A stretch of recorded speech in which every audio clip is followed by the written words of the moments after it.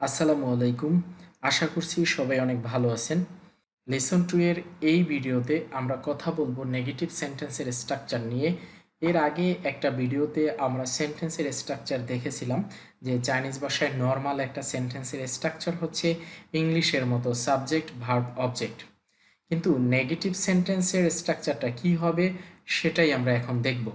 সাধারণত দুইটি ওয়ার্ড দিয়েই সবগুলো নেগেটিভ সেন্টেন্স বলা হয়। প্রথম ওয়ার্ডটি হচ্ছে পু। পু মানে হচ্ছে না। আরেকটা হচ্ছে মেই। মেই মানে নাই।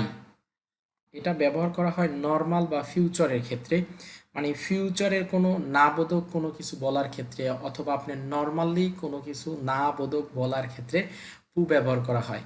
এবং মেই, মেই মানে হচ্ছে নাই, এটাও না বোধক। এটা ব্যবহার করা হয় পাস্টের ক্ষেত্রে, যেটা গত হয়ে গেছে বা যেটা অতীত হয়ে গেছে। এখন আমরা নর্মাল একটা সেন্টেন্সের স্ট্রাকচার জানি সাবজেক্ট, ভার্ব, অবজেক্ট।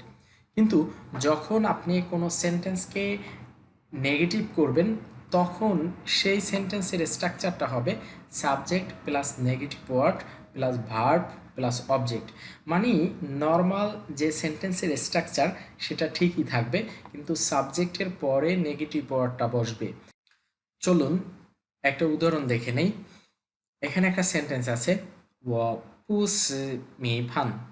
ও আমি, পুসি খাবো না, মি ফান ভাত। ও পুসি মি ফান আমি ভাত খাবো না। ও এখানে সাবজেক্ট, এই পু হচ্ছে নেগেটিভ ওয়ার্ড, সি মানে খাওয়া, এটা এখানে ভার্ব হিসাবে কাজ করতেছে। মি ফান মানে হচ্ছে ভাত। তাহলে ও পুসি মি ফান আমি ভাত খাবো না। এটা এখানে ফিউচার বোঝাচ্ছে। পু পু মনে রাখবেন, পু এটা না বোধক, মেই এটাও না বোধক, কিন্তু দুইটা কিন্তু এক না।